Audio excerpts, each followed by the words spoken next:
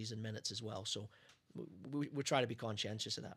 Now, perhaps one of the most underrated experienced players on the team, just a freshman heading into her sophomore year, is Kim Rodriguez. Yep. And we talked about it earlier on this show about her playing in the CONCACAF U21 championship, and she wins that. Yeah. And now she's getting ready for a World Cup, a U21 World Cup. Her playing on the international stage, how big of an advantage is it for you to have her coming in the fall with experience that some of your players might never get? Yeah, it's invaluable for Kim. She's first of all, she's just a wonderful player, and whenever we recruited her, we knew she was very good. But her experiences with, she went to the World Cup with the U17 Mexico team last summer, and she actually missed the first couple of weeks of our season. But she got to play over in Jordan against some great teams and gain experience there. After the U17 World Cup, they bumped her up to the U20s, and that's where she won the CONCACAF championship. And she'll be in France in August playing for Mexico. I can't remember their group, but they're playing three powerhouses. It's a really challenging group. But that's going to make her better, playing against some of those players in different styles, different cultures, learning how different players do it. It makes her have to adapt to different situations. So, yeah, I mean, we'll miss her. She won't be here for preseason, but there's obviously a good reason that she's gone. But I think getting to play at that level allows her to bring that experience back to us and make our team better. So then, with this past fall, obviously in the preseason, you guys were supposed to be like the middle of the pack. You end up, winning the Big 12. How exciting was that for you and the players to, be able to defy the odds? They I was saying that it's the middle of the pack team, and here you are, and you win it all. So what was that kind of like? Yeah, for me it was special. I think we've won 6 championships now, and they all have their own special moments and special memories within that group. This group, because of where we were picked and maybe the view of us coming out of last season, we were just okay. And I think that that may make this one a little bit more special. Our kids deserve all the credit. They came in not only in August, but even in the summer. You could just get a vibe that they were really locked in. Talking to our strength conditioning coach, he said, this group were really getting after it and competing not only in the weight room, but on the track and just working very, very hard. So we had a little sense that we could be a little better than people thought. But, they have to go out and perform. And I think about a week into preseason, the coaches started thinking, we're going to be okay here. And I think when we played our exhibition at Missouri, after the game, some of the kids, I think, thought, okay, we're good. We're going to be just fine. So it was great to see that, and then it was great to see them develop. We had some adversity during the season. We missed, Haley missed some games. Marlo missed some games. We had some injuries. We had some illnesses, and they just continue to plug away. And that night down in Austin when we clinched the championship, that's a special night, and I won't forget it, and those kids won't forget it either. So does that also kind of put pressure then maybe on some of the players to try and repeat that again this year? Oh yeah, whenever you have success, you just put a target on your chest, and we talked about that this spring. We could be scrimmaging UCO and Edmond. They're going to give you your best shot. You're playing against Texas Tech. It's a Big 12 game. It's just a spring game, but those kids were fired up because we're Big 12 champs. So I think everybody you play now, you just get a little bit extra from them, and that's a good responsibility for our team to have. You look back at last year, this team was ranked in the top 30 in various offensive categories, 5 or 6 offensive categories. This team was ranked in the top 30, and now you lose Anna Beffert. Yep. Can you talk about the relationship she had with Haley Woodard and some of your offensive attacking players, because she could put it on the exact blade of grass that you needed to be successful? And do you see someone else starting to fill that role that can kind of link up with the offensive players like that? Yeah, first of all, with Anna, she's kind of like our point guard in basketball. She could serve balls right on a plate for people, for Haley, for Marlo, for JC, for Charmaine, and she will miss that. There's no question. And she was just a good leader too. So we're gonna miss those 2 things for sure. But like anything else, it's up to other players to step up. JC Jones needs to take on more of that responsibility. Marlo Zoller needs to take on a little bit more responsibility as far as setting up goals. Cami Huddleston, Julia Lenhart. So we have players, Kumbaso, we have players who can do it. And prior to this season, Anna hadn't had that kind of productivity either. So to her great credit, we challenged Anna to take more responsibility in the offensive third, and she did it. And now it's up to some of these other kids to do the same thing.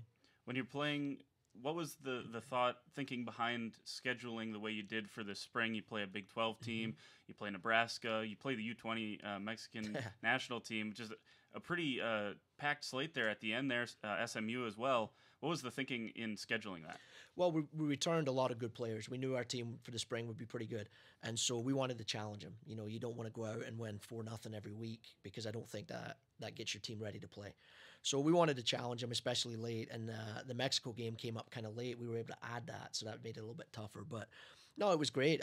You know, whenever good players want to play tough games, you know, you don't want to go out there and play at 80% and win every game. And we played a few lighter games where we could play most of our squad and get the minutes. But some of those, you know, the thinking behind Nebraska, SMU, Tech, and Mexico was let's stress our team out. Let's see how they respond. And, you know, there was good and bad. And I think we came out of the spring with a lot of confidence, but also we learned a little bit about ourselves, and it gives us some things to work on for the fall. So you've been here, you know, since the inception of the program back in '96.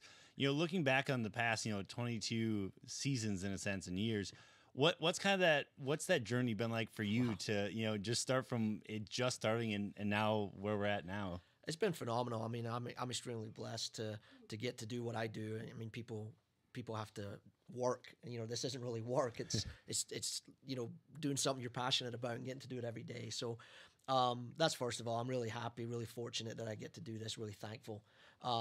But the journey's been a roller coaster. You know, we started off, Karen and I, on a intramural field that sloped like this, and there was no bleachers and no locker rooms or anything. And you're trying to recruit kids in, and you're going, yeah, this is our game field. And you know, I had kids asking me, Coach, where's the game field? This is a practice field, right? And I'm like, no, this is where we play. So to go from that to what we're about to move into this fall, and some of the success we've had is, you know, there's been ups and downs, good and bad, but I wouldn't change a thing. It's been a great ride.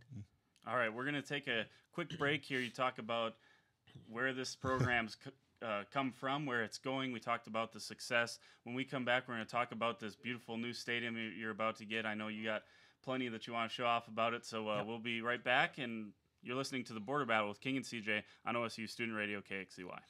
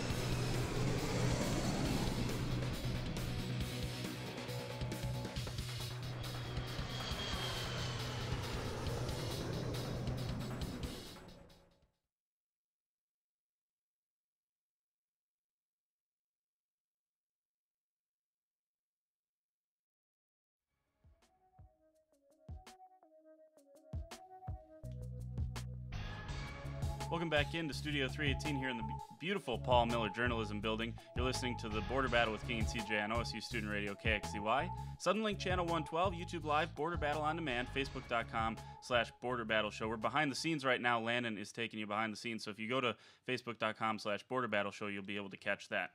Sticking around for a second segment, we really appreciate it. Coach Colin Carmichael from the women's soccer team.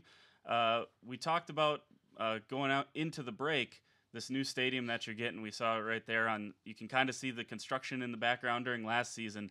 How excited are you for it? And tell us a little bit about some of the great features that are going in this stadium. Yeah, obviously, super excited. It's a game changer for our current student athletes, for our fans, for our alums that want to come back, and also for recruiting. It's just amazing how many people this project's going to impact positively.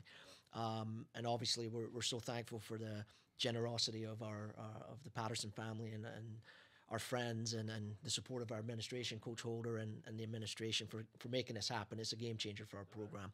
The stadium itself, it's going to be, the #1 soccer facility in the country for women's college soccer without question. And, it's going to have a student section. We're working very hard to get there's actually a group, I believe, that have created themselves called the Orange Outlaws. So they're trying to get a lot of student support drummed up, and we want that to be the rowdy, crazy student section that you might see at a men's basketball game or something.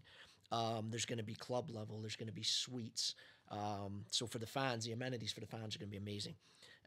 For our team, there's going to be a beautiful locker room. We're going to have our own training room. We'll have our meeting room where we do our video breakdown. There'll be a locker room for the officials, the game day officials. I know they're excited because they've used tents and trailers and all kinds of things in the past. So, and the visiting team as well. We've had to have them drive over to Gallagher Iba to take showers, so they'll have their own area. So it's just going to be amazing to go from what we've been functioning with for the last 10 years to what we're about to move into. It's still a little bit surreal. I have to pinch myself sometimes. So I guess to go a little bit more with the Orange Outlaws, how big of an impact is that going to have, not only on the team to feed off of, but just for opposing teams to come in and now potentially see, this frenzy, the Orange Outlaws? Well, that's the plan. I think when we created this student section, Neil Patterson, who was our supporter who made this happen for us, he was involved with Sporting Kansas City, and they have a great supporter section. So we kind of took the idea from there that if we could emulate that on a smaller degree and copy that to some degree, we could have this amazing atmosphere within our stadium. And the Orange Outlaws have got together, and they're a small group, but they want to expand.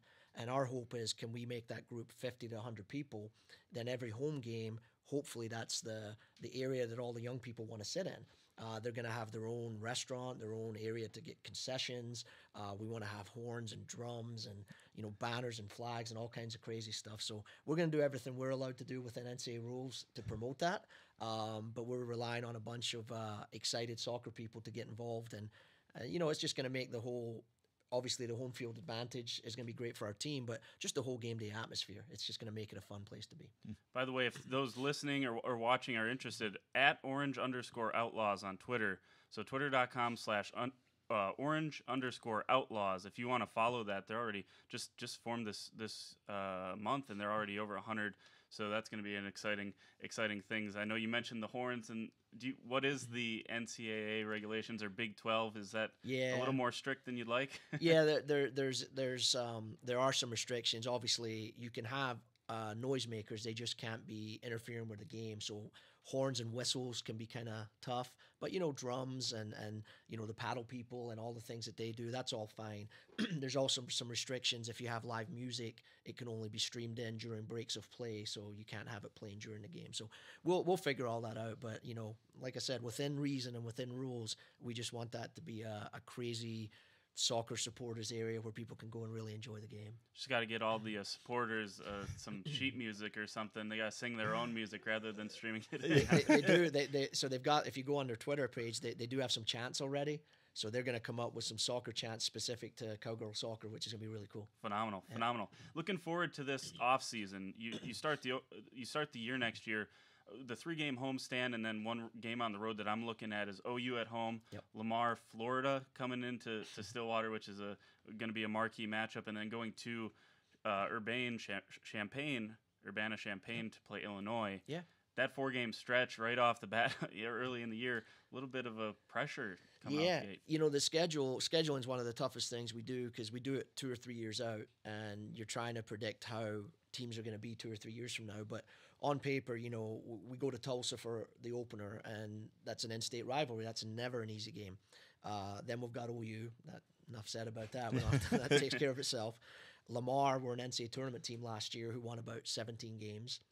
Then we got Florida, You got Illinois. Loyola were a very good team last year. We played them here. And then we have Cal coming in. So it's a really challenging schedule, but the hope is you might not go undefeated and win all the games, but your RPI should be high. And hopefully you win enough games to where, your one-loss record is good, your RPI is high because you play quality opposition, and also you're hoping that prepares you for Big 12 league play as well. Obviously, we know from the basketball season, we know how important RPI can potentially be in a season. Yeah. So obviously California and San Francisco, they're coming here this year. Last year, the team traveled there. Is there maybe for the players still on this team that were there last year and, unfortunately they lost with losing both, is there maybe some kind of that chip on the shoulder, like, okay, you know what, now you're coming to our place, now it's time to kind of give you a little home cooking as well? I think so. We tied California. Yeah, that one. San Francisco, excuse me. And their stadium is a turf field, and it was kind of wet. It was a bizarre deal, but they're a very physical team, so it became kind of a knockdown dragout. So our girls will remember that for sure. They were disappointed not to win that game. Cal's just a really, really strong Pac-12 team, and we played them on a Sunday, and we were a little bit beat up from the Friday game. And so, they took it to us pretty good. And, yeah, there's no doubt, we don't really talk about that in August, but the week of that game, we'll let them, we'll remind them that we went down 3-0 against them last year. But, they're a great team, and we're excited to have them in. And Florida's the same. We've played Florida now 4 times, and I think we've taken them overtime twice, but we haven't beaten them. And so, maybe we're due to get one against those guys.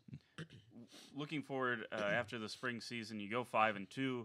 What's the biggest thing you're looking for when you come back in fall and get ready to roll at the end of summer, heading into the fall season? What's the biggest thing you're looking to accomplish early on in the season?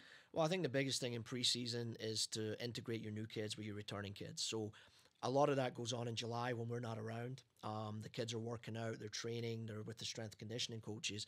So we'll expect our returning players to show great leadership and let them know what our program's all about, what our culture is, how we do things around here, so they can hopefully integrate those freshmen in, before preseason even starts.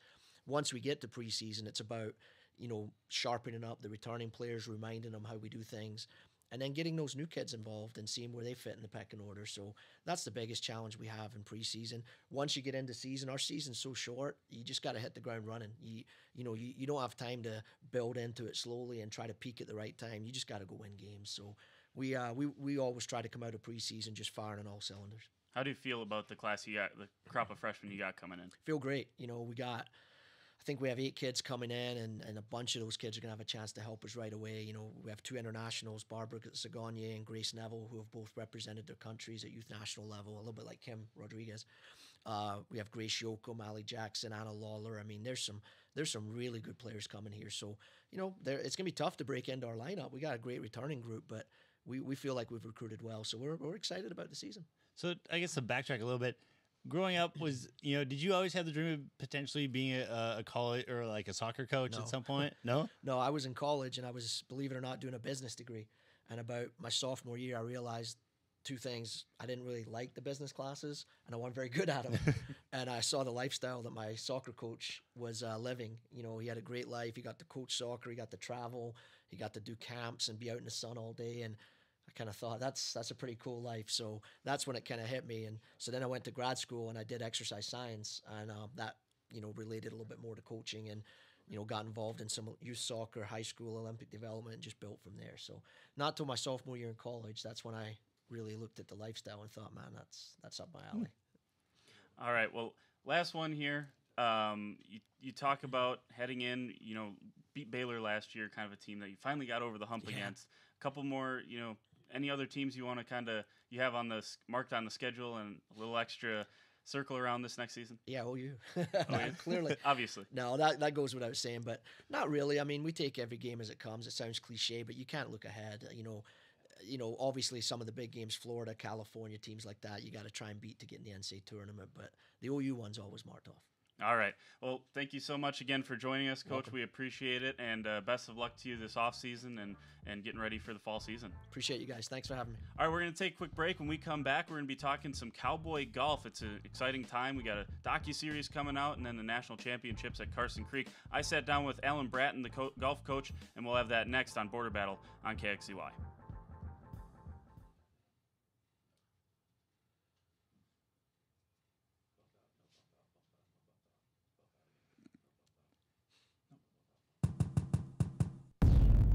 Against Kansas in that win, 12 threes made. Against OU, 9 All right. threes made. Against Baylor, both times they played them, 5 threes. Falling into this role, I kind of like it. Just any chance I get to throw for this team and go out there and help them out in any way possible, I love to do that for them. Is it disappointing for this team to know that they could potentially, if given the opportunity, have success in March, but the thing is it's looking less and less like they're actually going to get there? I mean, you're dealing with one, right now, the premier softball program in the nation in Oklahoma.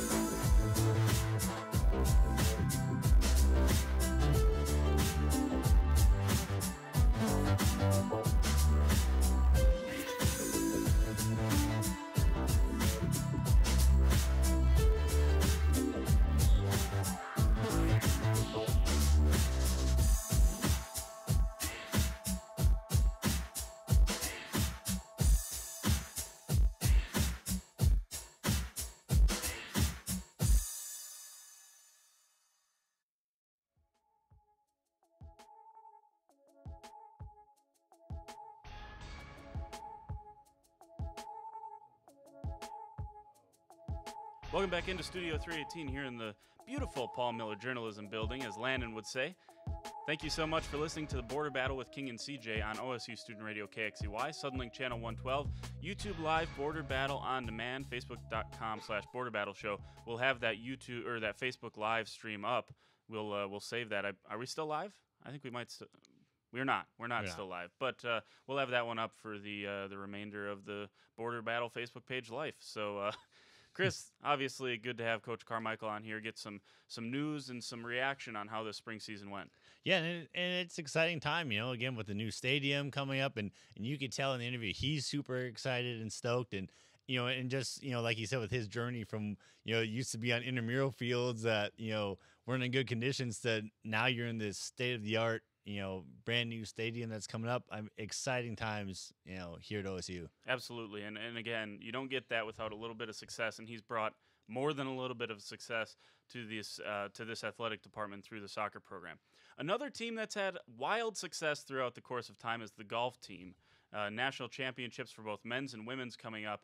And it's for the first time broadcast on the Golf Channel. You'll hear about that and more. I sat down with Coach Bratton from golf team. Here's that interview. Welcome into Karsten Creek. Jordan King here with Coach Bratton from the golf team. Coach, thanks for taking out a few minutes to talk to us today. Yeah, no problem. Thanks for having me on. So obviously an exciting year this year so far, rattling off a historic amount of wins. First of all, just talk about the year so far and 7 straight tournament wins, and fell short this past weekend, but still a pretty historic run for the program. Yeah, it's been a good year. Exactly what we were looking for to date. We knew we had a good team coming in, a lot of returning quality depth, and then we added 2 good freshmen too. So the guys hit the ground running. We had a good fall, and then we built on that this spring. Like you said, we fell short the last tournament, but that ought to be good prep. Good reminder, we're not just going to roll in there and beat anybody. If the guys were starting to think we were just, people would lay down for us, they got a good reminder of that. We gave a boost of confidence to the rest of the country. So hopefully that's just what we need to head into the postseason. Overall, looking forward next to the Big 12 championships. What's the message to the team other than, you're beatable? Well, just to be ourselves. We've got it in our backyard playing at Southern Hills, a wonderful golf course. If you can't get excited to play Southern Hills, you've really got problems. So we need to do a good job of taking care of the first day. Half the tournament's played the first day. We played 36 holes, and we did a poor job of that in Phoenix. We dug a hole the first round. So we'd like to get off to a good start, but really it's just stay patient. They know they can win from in front or behind. So just take what the golf course is giving and go see what we've got. But if we're just ourselves, we'll be right in the mix. Overall, can you talk about Victor Hovland and obviously you named the Big 12 Golfer of the Month in March and top three finishes in March and another, that going along with a handful of top finishes and his first career win. What can you say about his performance just as a sophomore and kind of leading this team out on the course?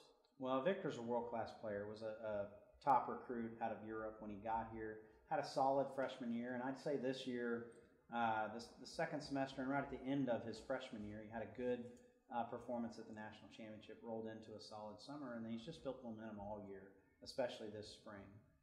He's made a few changes in his golf swing, but he's just grown up a lot, learning how to compete, how to travel, putt on fast greens. It's a lot different than home. So he's just built momentum. Like I say, he's a wonderful competitor, really tough. His performance in College Station, he made 5 double bogeys, 4 in the first round. So to do that over 54 holes and lose by a shot, that's special. So he didn't play very good in Phoenix, but I think that was just a fluke, and he'll be ready to go. I think Southern Hills will excite him, and he needs to continue to be a leader for us like he's been all spring. Overall, I was going to ask with him, you mentioned an international athlete coming in here right before this on Friday. We're going to have Coach Carmichael from the soccer team, and he's got multiple international athletes. Is there any different learning curve for a guy like Victor coming into the program, or as far as the adjustment you've seen him make, is he something that he's hit ahead of the curve a little bit, or maybe talk about that just a little bit? Well, he's a very mature kid and a very mature golfer. Tons of experience traveling all over, and the international kids that we've had, they adjust really well. I'll just credit that to good recruiting, that we're making the right pick, but he's adjusted fantastically, fits in great with his teammates. I think Stillwater's a good fit for him. He's serious about his golf. He's focused on trying to become the best college golfer he can, and then ultimately a long career in professional golf, and he's certainly well on his way. Speaking of professional golf, obviously the buzz in Stillwater is about the Ricky Fowler produced docuseries coming out about this team. How fortunate is this program to have, first of all, a professional like Ricky, playing the way he does on the tour, and then the givingness of him or the willingness to the passion for his alma mater to do something like this? Yeah, I certainly think it's really all of that's just a product, I think, and you got to give credit to the history of our program. One, for the fact that Ricky feels the way he does about Oklahoma State. You've got to credit Labron Harris, Mike Holder, Mike McGraw, all the players that came before to playing golf here is a special deal. We try to explain that to recruits, but until they get here, they probably can't understand it. Ricky certainly felt that way, and hopefully it's a compelling story, but it's really a credit to all those people that came before that anyone wants to pay attention, and it's been fun to be a part of. Overall, when you took over and the history surrounding Karsten Creek and the program, was there any pressure there taking over this program to continue the success at all? Well, of course. But I've been a part of this program for a long time. I was actually playing on the golf team when we built Karsten Creek. So certainly well-versed in that history, and I know how that can benefit you as a player and as a coach. And I don't know why anyone would want it any other way. Why wouldn't you want the expectation that you're supposed to have a chance to win the national championship every year? And we certainly have all the resources thanks to all our generous alumni, and again, the history that's of all the players that have come before. So it's on me to continue to deliver that message to our kids, let them know what an advantage that is. What an advantage it is to host the championship. I think every team would want that and take that. And again, why wouldn't you expect to win the national championship every year? That's certainly the expectation here, and I wouldn't want it any different, in any other way. Do you think that it helps you in recruiting to relate to the players? You did play here. You were part of this great program, and do you think that gives you a little bit of a unique insight to communicate with recruits? I hope so. If we're getting the right kids, it should.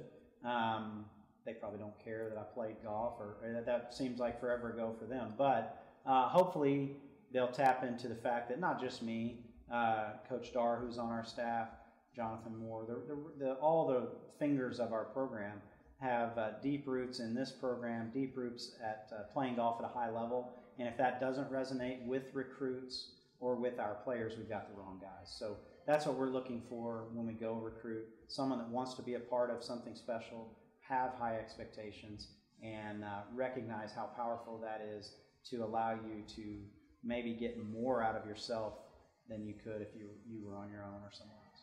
What is the buzz surrounding the team this year? Getting to host the national championship and having, going to have a chance to go out there and win it. What kind of motivation does that give to the team, or what have you seen from the team this year surrounding that?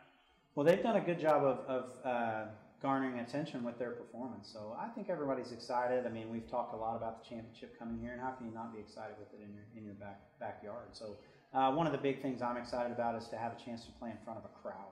We don't do that very often at regular season events. On a golf course, you're just spread out. Even on the tour, there's only, if you really get down to it, a few groups that have a lot of people watching. So the state of Oklahoma supports golf very well. Certainly our fan base and support base does as well. So I'm excited for those kids from all the different programs, but especially for Oklahoma State, to get to play in front of a crowd at a place that truly cares about college golf and wants to put them at the pinnacle of the golf world that particular week, and as much as we can all the time. So I'm excited about that chance, and I think everyone is. They've heard stories, they've seen video of the roars that went up in 2011 and prior to that. So I think everyone's excited to get a chance to perform on that stage. Now, everyone in Stillwater certainly knows how great, how historic Karsten Creek is.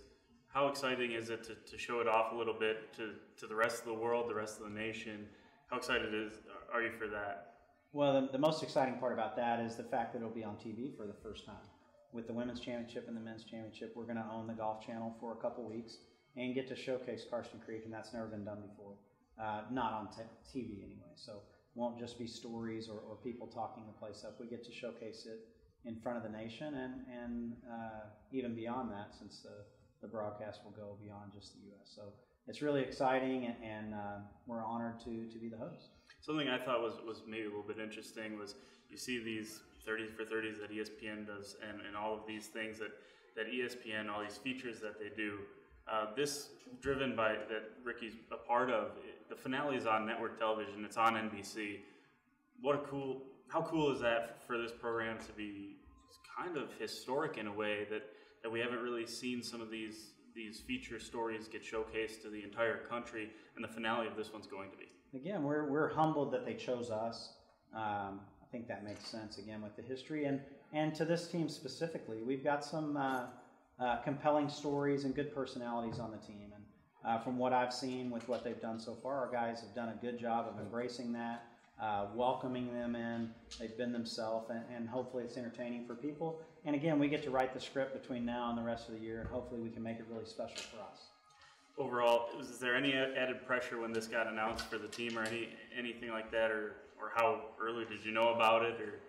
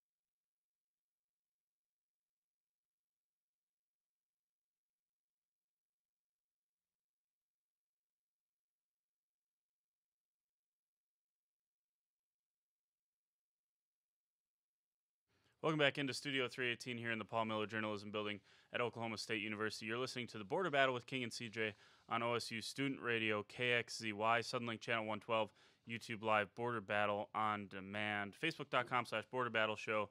We'll be sharing all of our behind-the-scenes live footage from today. We got plenty of it, and you get to see some of the shenanigans that happen behind the scenes. That bump in obviously includes Greg Popovich, and for CJ and I and everyone that's here, we obviously our prayers out to Greg Popovich and his family. He lost his wife the other day and did not coach last night as the Spurs fell down 3-0 in that series to the Warriors. So we got a couple. We can hear from a couple of players. We're actually going to start with Steve Kerr because we bumped in with that Greg Popovich stuff, and Steve Kerr is the opposing coach in that situation. So here is the Warriors coach talking about the tragic Popovich situation. It was strange tonight looking down the sidelines and not seeing Pop. And spoke with him today, and it's a very difficult time, obviously, for Pop and his family, but for all of us who love Pop and loved Aaron and feel for the whole family. So it's a difficult day. Obviously, there's a mutual respect among coaches in the NBA, and certainly so for Greg Popovich, who has coached in this league for so long, been so successful, been a thorn in everyone's side, but everyone realizes, the gravity of the situation at hand. And one of the things, we're all human. At the end of the day, basketball is just a game. Everyone's got, again, it's like you said, media, players, coaches, other personnel. It's all a mutual respect thing. When you're on the court, it's a game, but at the end of the day, it is. It's a sad, unfortunate loss, and it shows how tight knit the NBA family is as a whole.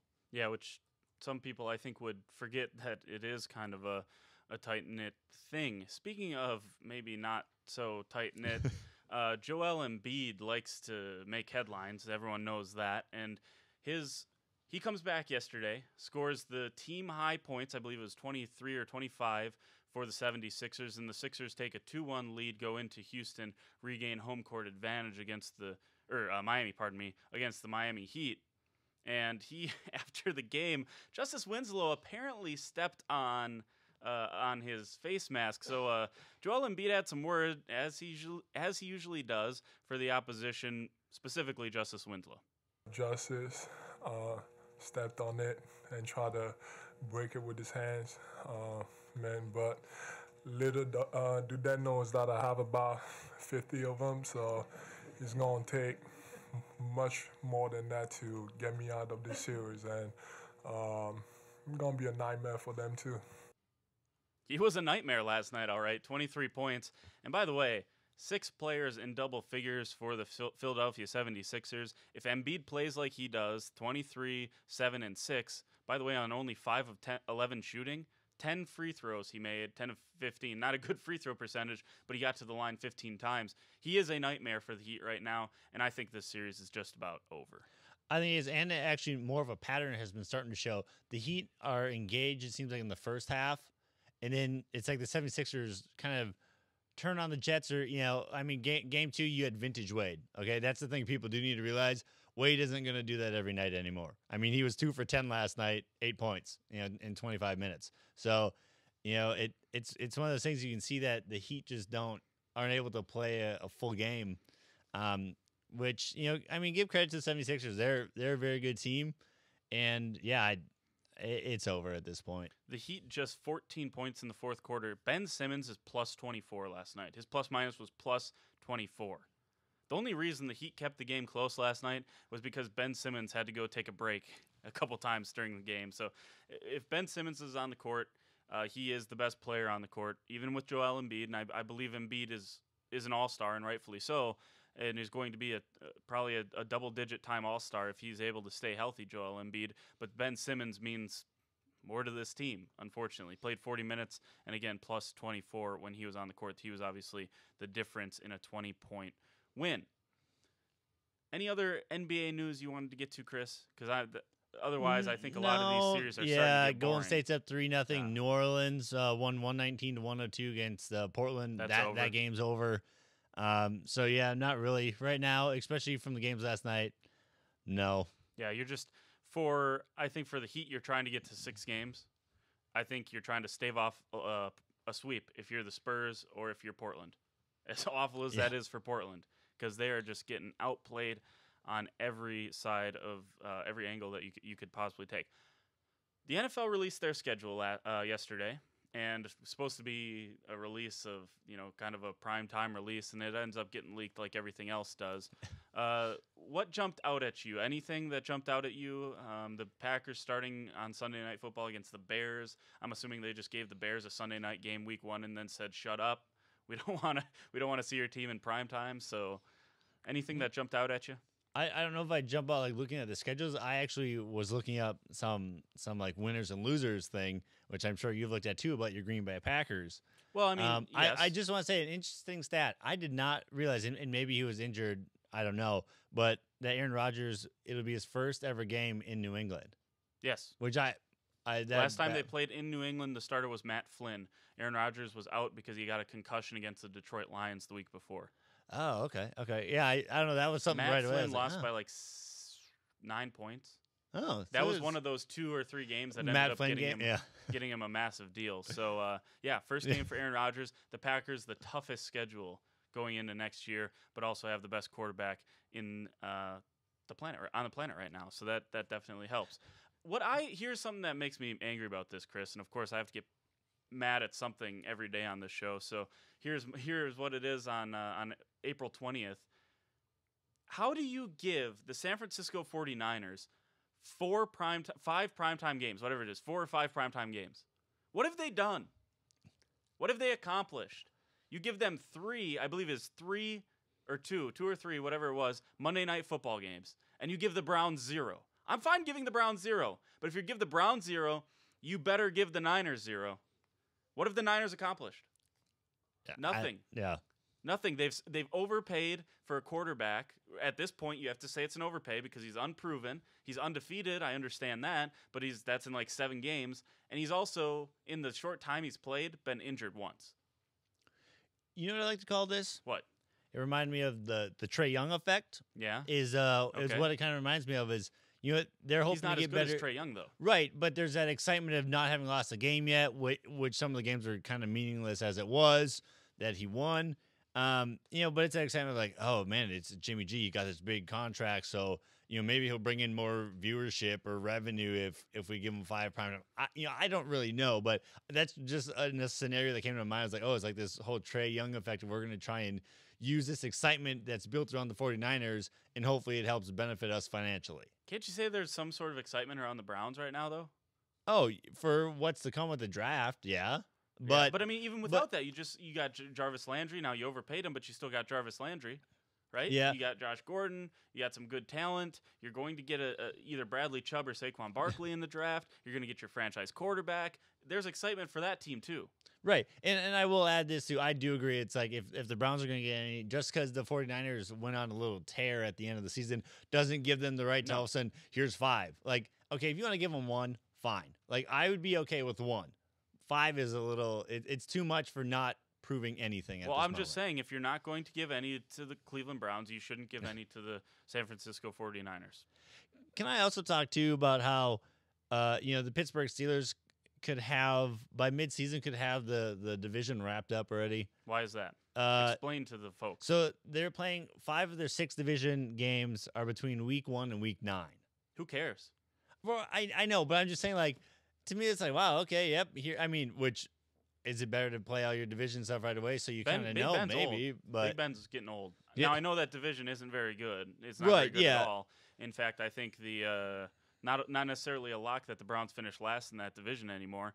But I think you make a good point. But the thing that I'm like, Big Ben, is Pittsburgh necessarily like a marquee team that you like? Are you circling it on the calendar to watch the Browns and the Pittsburgh Steelers?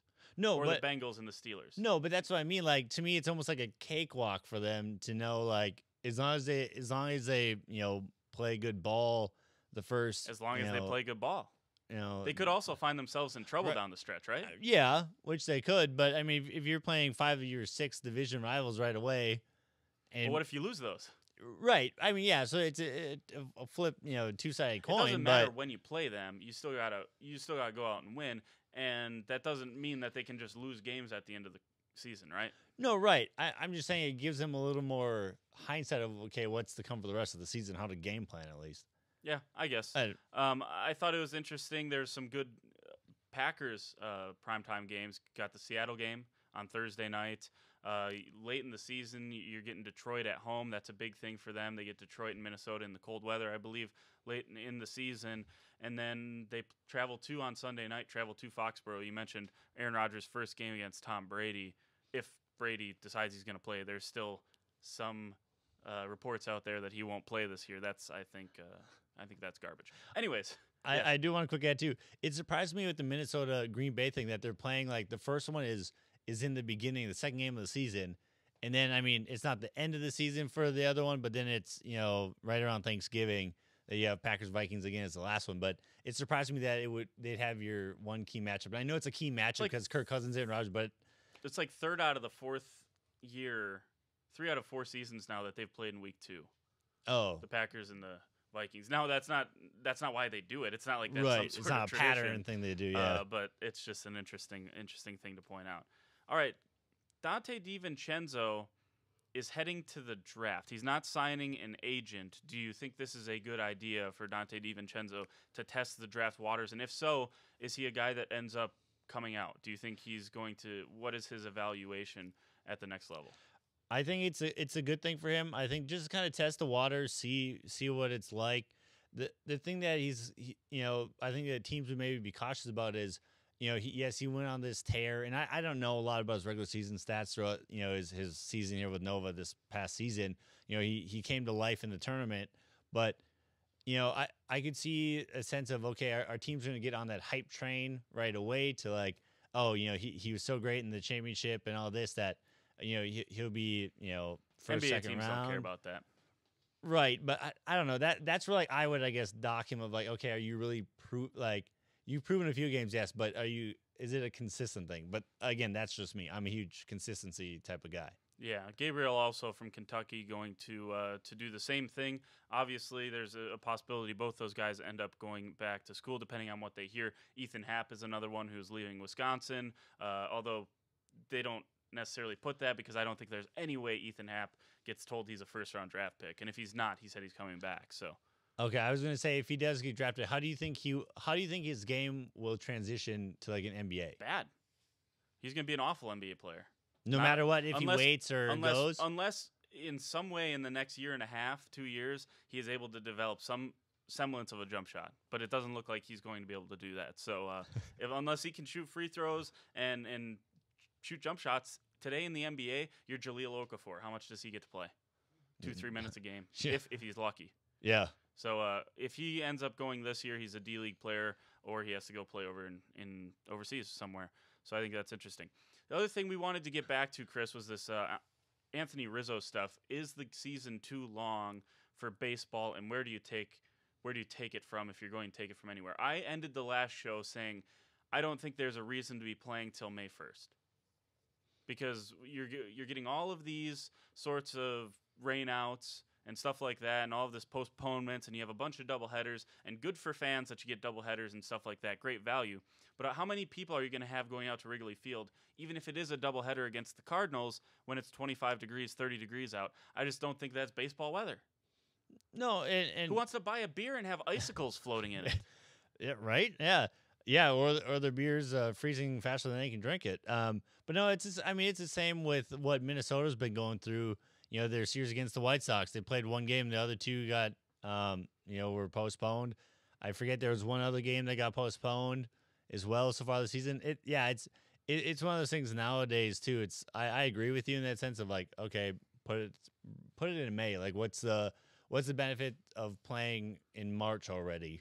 And I think it's a way to cut down the schedule. Everyone wants to know how are you going to do this without sacrificing some of the good baseball. You can still have the great baseball down the stretch. You can still play into October and November and keep that tradition alive.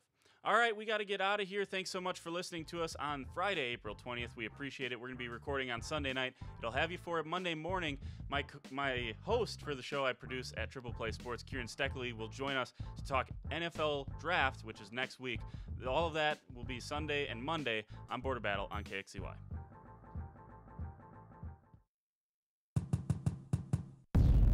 Against Kansas in that win, 12 threes made. Against OU, 9 threes made. Against Baylor, both times they played them, 5 threes. Falling into this role, I kind of like it. Just any chance I get to throw for this team and go out there and help them out in any way possible. I love to do that for them. Is it disappointing for this team to know that they could potentially, if given the opportunity, have success in March, but the thing is it's looking less and less like they're actually going to get there? I mean, you're dealing with one of, right now, the premier softball program in the nation in Oklahoma.